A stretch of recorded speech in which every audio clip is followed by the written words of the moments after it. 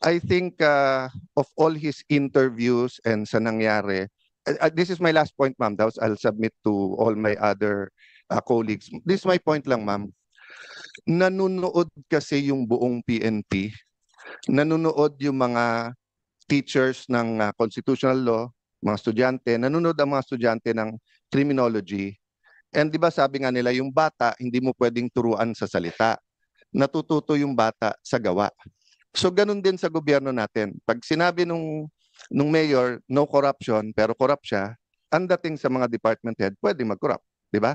Pag sinabi ng COMELEC officer sa isang probinsya, no cheating, pero pinayagan niya yung cheating or vote buying, ang papakinggan ng tao hindi yung salita, yung gawa eh. So kung mali yung pagka-aresto, nangangamba ako na especially sa lugar na walang internet, walang cellphone, baka ito yung masunod eh.